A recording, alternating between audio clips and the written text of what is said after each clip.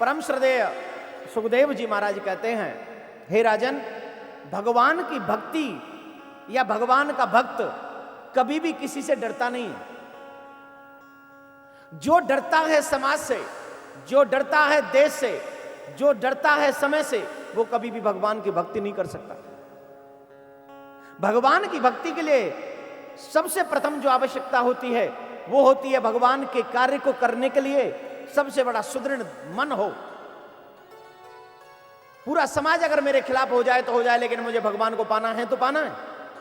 और एक मैं बार बार एक बात कहता हूं, आप सब जानते हैं कि जब भी आप भक्ति करने निकलोगे, समाज, दुनिया अपने आपके अपने खिलाफ हो जाते हैं। लेकिन एक बात भी साथ में कहता हूं, जब अपने खिलाफ होने लगे, जब समाज आपकी बुराई करने लगे, जब समाज आपकी निंदा करने लगे, तब समझ लेना कन्हैया ने तेरी बाह पकड़ ली है। अब कन्हैया तुझसे ज्यादा दूर नहीं है, अब मेरे कन्हैया तुझे अपनाना चाहते। प्रहलाद जी महाराज को लीजिए ना, जब वो भक्ति करने गए, मात्र 7 वर्ष के थे। 7 वर्ष के प्रहलाद जी महाराज,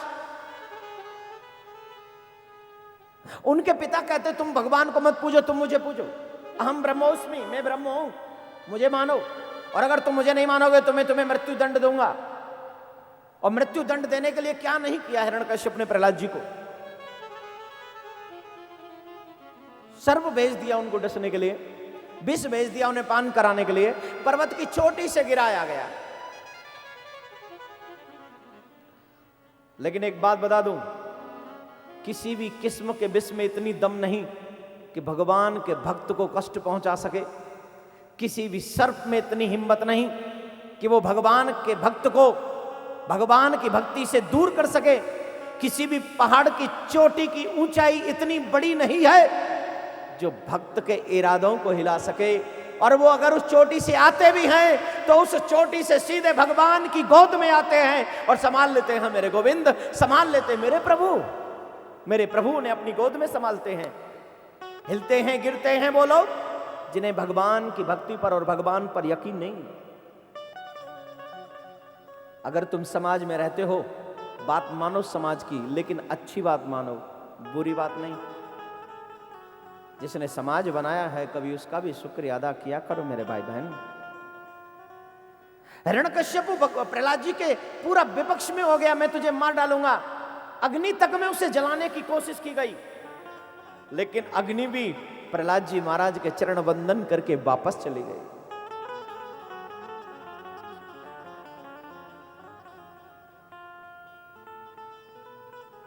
जब तू बचाने पे आवे, आग में भी बचा के दिखावे। तेरे बस में अंधेरे उजाले, मेरी नैया है तेरे हवाले। डूबतों को बचा लेने वाले, मेरी नैया है तेरे हवाले। लाख अपनों को मैंने पुकारा, सब के सब कर गए हैं किनारा। कौन तुम बिन भंवर से निकाले, मेरी नैया है तेरे हवाले। लाख बुलाओगे, बुरे समय पे अपने भी काम नहीं आते, क्योंकि वो अपने है ही नहीं।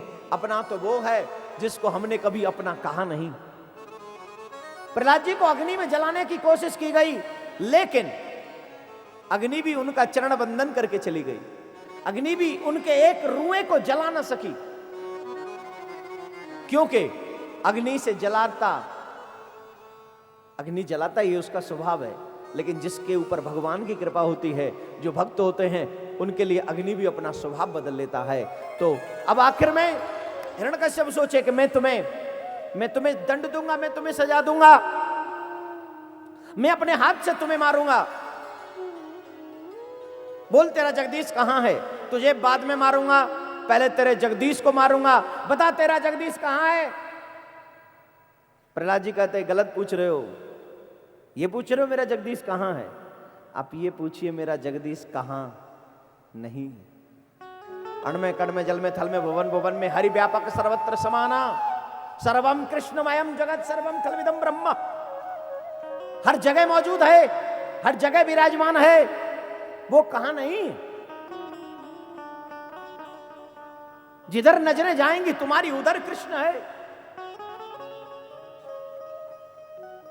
जिधर तुम्हारी नजरें जाएंगी उधर कृष्ण है, उधर गोविंद है, उधर जगदीश है। हिरण्यकश्यप कहते फिर भी बताओ तुम्हारा जगदीश कहां है, वरना मैं तुझे इस तपते हुए खम्भे में बांध दूंगा। तब प्रहलाद जी कहते हैं पिताजी जिसको तुम ढूंढ रहे हो वो जगदीश भी इसी खम्भे में है। हिरण्यकश्यप को क्रोध आया, और हिरण्यकश्यप को जब क्रोध आया तो हिरण्यकश्यप ने क्रोध में आकर उस खम्भे पर प्रहार किया है, और खम्भे को जैसे ही प्रहार किया है उस खम्भे में से नरसिंह भगवान प्रकट हो गई। बोलो नरसिंह भगवान की जय, नरसिंह भगवान की जय, नरसिंह भगवान की जय।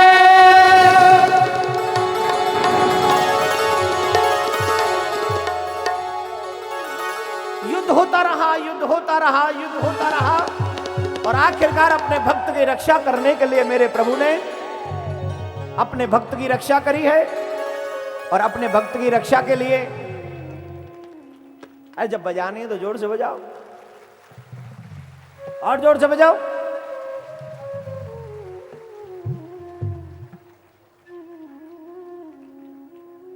नरसिंह भगवान ने प्रहलाद की रक्षा करने के लिए हिरण्यकश्यप को अपनी जंघाओं पर पटक लिया और कहा ब्रह्मा के दिए हुए वरदान याद करो। कौन कौन से वरदान तुमने मांगे हैं, एक भी वरदान मिथ्या नहीं। अब ये प्रसंग जरा ध्यान पूर्वक सुनने वाला है, जरा सुनिए ध्यान से।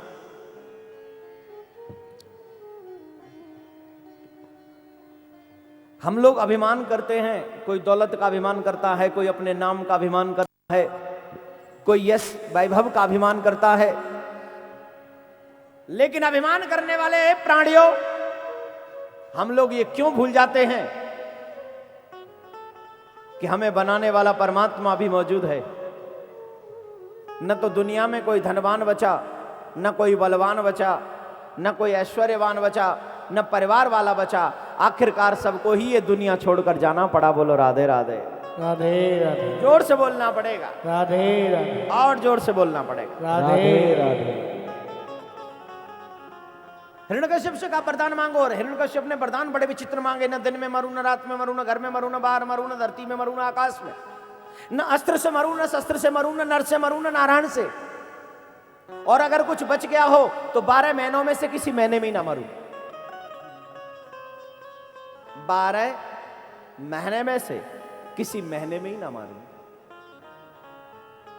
नरसिंह भगवान ब्रह्मा जी ने वरदान दिए तो पूछा वरदान याद है? बोले बिल्कुल याद है। बोले क्या वरदान मांगा? बोले न दिन में मरू, न रात में। बोले न दिन है न रात, सायंकाल का वक्त है, वरदान पूरा। बोले न घर में मरू न बाहर। बोले न घर में है न बाहर, बीच चौखट पे है। न धरती में मरू न आकाश में। बोले न आकाश में है न धरती पे। अब तू मेरी जंगाओं पे यहां भी बीच में है, यहां मारूंगा बीच में। बोले मैंने वरदान मांगा है न अस्त्र से मरू न शस्त्र से। मेरे गोविंद बोले न अस्त्र की जरूरत है न शस्त्र की जरूरत है। तेरे जैसे कायर को मारने के लिए तो मेरे नाखून ही काफी है। तुझे मैं अपने नाखूनों से चीर दूंगा, तेरा सीना फाड़ दूंगा। तेरे जैसे कायर के लिए शस्त्र चाहिए, मुझे काफी है नाखून। बोले फिर भी नहीं मरूंगा। बोले क्यों? बोले मैंने वरदान मांगा है न नर से मरू न नारायण से। भगवान जी बोले अच्छा एक बार जरा हमें देख तो लो। Hello please you see me, little little see, थोड़ा थोड़ा देखो मुझे। हाँ देखा। बोले बताओ क्या लग रहा हूं? बोले महाराज अब तो समझ में नहीं आ रहा है कैसे लग रहे हो। कुछ मिक्सर हो गया है, आधे नर और आधे सिंह, नरसिंह हो गए हो महाराज। बोल दो ठीक है, ये वरदान भी पूरा? बोले पूरा। और क्या मांगा है? बोले 12 महीनों में से किसी महीने में ही ना मारूं। बोले तो चिंता काहे करता है? अरे जब तुम जैसे वीआईपी दुनिया में आते हैं तो हम भी उनके लिए कुछ वीआईपी ट्रीटमेंट करने की तैयारी कर लेते हैं। अभी आपने देखा ना, जब भी कोई वीआईपी आता है तो स्पेशल ट्रीटमेंट यहां भी होता है ना, करना पड़ता है। क्या करें? करना पड़ेगा। तो वीआईपी ट्रीटमेंट या अगर वहां से भी कोई वीआईपी आता ना दुनिया में, वहां भी चलता है ये सब। दुनिया के लिए 12 महीने, लेकिन तुम्हारे लिए हमने 13वां महीना बनाया है, जिसको हम लोग अधिक का महीना कहते हैं, पुरुषोत्तम मास कहते हैं, मल का महीना कहते हैं। ये भगवान ने इस हिरण्यकश्यप को मारने के लिए बनाया था। बोलो नरसिंह भगवान की जय। और जब भगवान इतनी सारी तैयारी करके आते हैं तो फिर कोई भी राक्षस भगवान से बच नहीं सकता।